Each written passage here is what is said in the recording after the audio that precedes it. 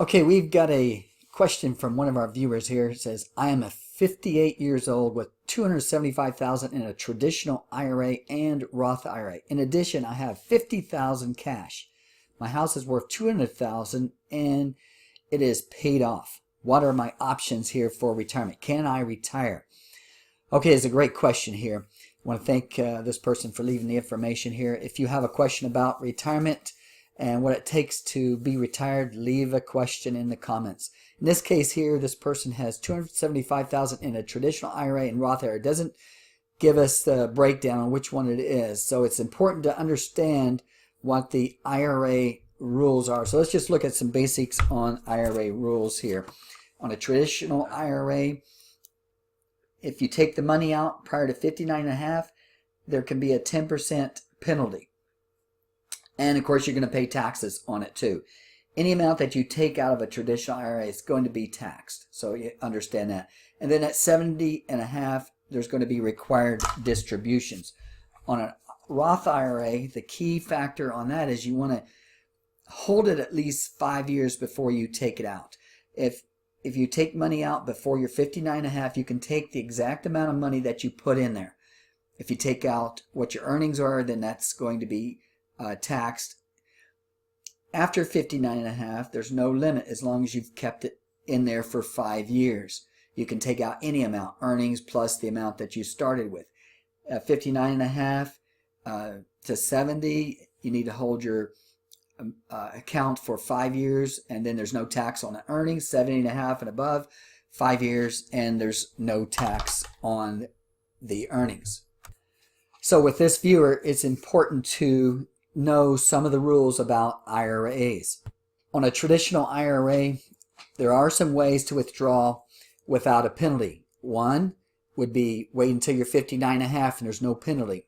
If there's medical expenses and you're under 59.5, there's no penalty. College tuition costs, if you want to pay for health insurance under 59.5, no penalty. Withdraw $10,000 for individual, $20,000 for married couple to buy or build a house. You can do that. There's no penalty. Pay for disability, military duties. You need to withdraw some money while you're in military duty. There's no penalty under 59.5. And you can also set up an annuity payment. There's no penalty. Or if it's an inherited IRA. Okay, so just to better understand the Roth IRA, let's take a look at this. If you take a distribution of your Roth IRA earnings before you reach 59.5 and before the account is 5 years old, the earnings may be subject to taxes and penalties. On a Roth IRA that you've had more than 5 years, if you're under 59.5 and your Roth IRA has been open 5 years or more, your earnings will not be subject to tax if you meet one of the following guidelines. You use the withdrawal up to $10,000 lifetime to pay for first-time home purchase. You're at least age 59.5. You become disabled or pass away. You use the withdrawal to pay for unreimbursed medical expenses or health insurance if you're unemployed. Age 59.5 to 70, and you're withdrawing from a Roth IRA. You've had less than 5 years. Your earnings will be subject to taxes, but not penalties. Withdrawals from a Roth IRA, you've had more than 5 years. The earnings will have no taxes and no penalties. If you're age 70.5 and you've had it less than 5 years, your earnings will be subject to taxes and penalties. And if you've had more than 5 years, you can withdraw money from a Roth IRA with no taxes and penalties. Okay, so let's look at what are the retirement options are for our viewer here. Again, our viewer is 58 years old prior to the 59.5 requirement there for taking money out without a penalty on a traditional IRA. So let's look at some positives here, negatives of this situation. First of all, the house is paid for. That's a very strong positive. That's the American dream. Get the house paid for because that's going to reduce your expenses. Nowadays, rent and housing costs has got to be at least $1,000 per month in many areas and more. It can be $2,000 or even $3,000 depending on the area you live in. And yes, there are a few areas where the cost of living is less and you would pay less for housing. Health insurance is a concern. So prior to age 65, then you provide your own health insurance. So this could be $400 a month or more depending on the person's situation. It doesn't say whether they're married or not, whether they have to pay for a spouse and children. It's important to set up an emergency fund. As far as the IRA, you can start taking withdrawals at age 59 and a half. So that's a year and a half away for this person. Cannot start Social Security until age 62. So that's a concern as far as additional income. Life expectancy for this person could be another 25 years in retirement.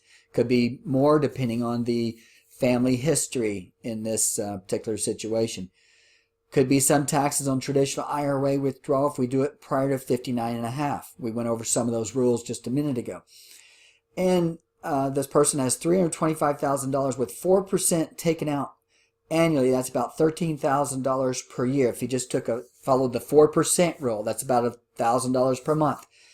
If it did the 3% rule, then that's about $10,000 per year, and that's going to be less than $1,000 per month. So these are some factors here to take a look at. The house is a very strong positive because that's going to lower expenses, but the other side of it is taking money out early, there's going to be penalties. Let's talk about the Social Security situation. Again, this person is 58, and we don't know what their Social Security amount they would earn once they turn 62, but should they take Social Security at 62, let's just say in this situation is Colleen, 62, single. Hers, in this case, is $1,450 at age 62. If you delay retirement to 66 and a half, in this case, your income is going to be $2,000. Now, we looked at some estimates there where if they took out withdrawals out of their savings just a second ago, it would be about $1,000 per month. And then if they waited till 66, that's going to be $2,000 plus the $1,000, about $3,000 total per month. If they started taking the money out at 62, $1,450 plus $1,000, that's about $2,450 to cover living expenses. Let's look at how withdrawals work in a lifetime here. So this is an example of $500,000. Blue box here is taking out at 4%. And this is also assuming it's invested here. You can see the blue line continues to grow if you take out 4% and it is continued to be invested. If you start taking out 5, 6, and 7% out of your nest egg, you can see that can dwindle off here much quicker than if you do a 4% or even a 30%. So for our viewer here, prior to age 62, what should they do? Again, they're 58 right now. So it doesn't really make sense starting retirement before 59 and a half. There's too many factors. Your Social Security hasn't kicked in.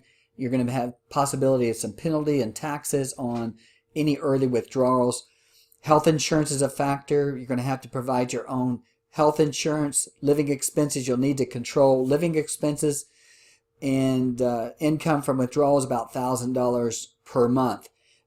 In health insurance could take out $400,000 to $500,000 per month. You'd be living on the edge prior to 62.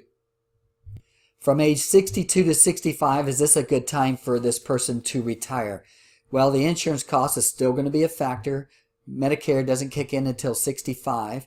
Living expenses, they'll need to control living expenses. Social Security starts, the average person earns about $1,500 per month in Social Security. We don't know this individual's situation. They could draw about $1,000 per month from their investment. So that gives them $2,500. So this is a possibility. We don't know all of their living expenses, and how their living lifestyle, but they do have a possibility of retiring at 62 to 65.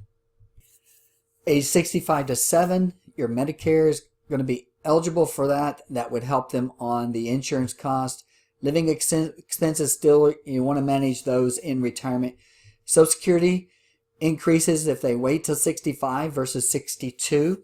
If they took it at 62, they would possibly earning about $1,500. We just don't know their situation.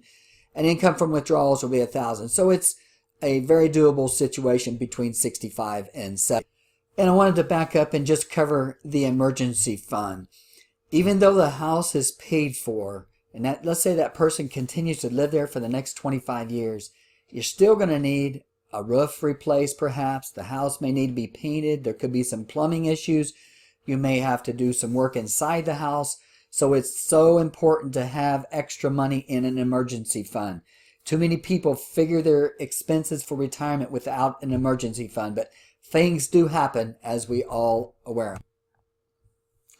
Now, if this person decides to retire and they're going to live, say, for another 25 years, it's very important that their money continue to grow. So they want to take a look at the various ways of growing their money, either by using money market fund, bond funds, or dividend investing. Equity stocks can help. Also, if they need to make additional income, there's alternate ways of making additional money, part-time job, home equity. You could tap into that, and then also you could use a reverse mortgage. Let's just take a look at if money was invested at 6%, what you could do if you had to make that money last for 25 years.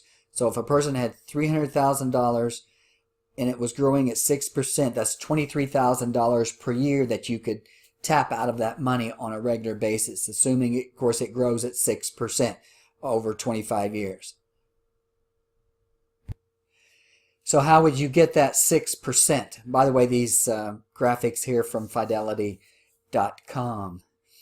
If you invested, say, in a conservative asset grouping portfolio, U.S. stocks, foreign stocks, bonds, short-term investments here. Let's just talk conservative here for right now. Average return is 5.96%. The worst 20-year period using this formula would be 2.92%. And the best is 31.06. But this would be a way to divide up your money into an asset allocation to earn 6% on your money based on past history. Of course, past history is no guarantee of future history. So back to our viewer here, is 58 years old, has $275,000 IRA, $50,000 in cash, over $300,000. So I think the best situation for this person would be to wait at the minimum till 62. Don't get too much of a hurry to start too early, because there are expenses, a lot of unexpected expenses. So wait till that Social Security at least takes effect, and I think that would help with the expenses. The fact that the house is paid for, I think, is a major, major positive. So for this person, between the 62 and 65, they would be, I think, qualified to take Social Security. 65 and above would be primary age, because that Medicare would kick in and their health insurance costs would go down. So I want to thank you for watching. If you have your own question you have about retirement, can you do it? Leave us a comment. Thank you for watching, and let's all have a great retirement.